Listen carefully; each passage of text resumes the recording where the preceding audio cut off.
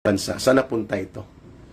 Trilyones na pondo ang nawawala, and yet magmamayabang si Marcos na magpapaimbestiga siya. Kung ang mag-iimbestiga ay ang mga kawatan na politiko na involved sa mga pangungurakot na ito, hindi na lang bali.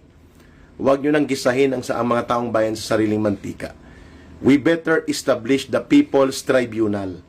Kami ang mag-iimbestiga. We know also how to investigate. I-assist kami ng mga certified public accountants, mga retired auditors ng ating bansa, mga abogadong matitino, and we can facilitate a People's Tribunal to investigate anong nangyari sa mga ginastusan ng mga pundong ito ng 1.3 trillion pesos. At ngayon palulusutan tayo ng kwento ni Marcos na magpapa-investigate siya. Come on. Huwag yun ang lukuhin ng taong bayan under Marcos Jr. nationwide. In Metro Manila alone, that's around 700 billion pesos in 2 years. Pero binabaha tayo kahit na mga mahihinang pag-ulan ng habagat lang ang dulot ng pag-ulan. Number 2, maliban sa kinurakot, binulok at pinagnakawan ang mga proyektong ito, ay malinaw din po na walang disaster management, preparation, and mitigation and rehabilitation program ang Marcos Jr. government.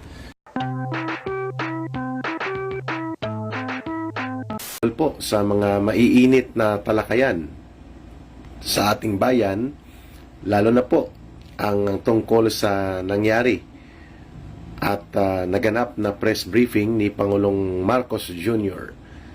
Sa kanyang pagbibigay ng mga iilang mga hindi kapanipaniwalang mga palusot at alibay tungkol po sa flood control project ng ating bayan, lalo na po sa ilalim ng unang 2 taon po ni Marcos Jr.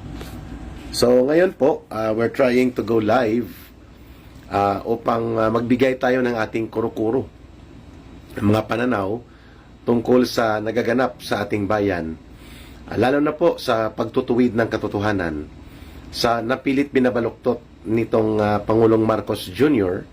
sa kanyang mga hindi kapanipaniwalang pagpapahayag kung paano palusutan itong problema tungkol sa flood control na nawawasak, nawawala, nawawash out, at nabubuking na puro substandard halos dahil pinagnanakaw lang ng mga kontratistang kongresista din na kaalyado nila ng pinsan niyang si Speaker Martin Romualdez.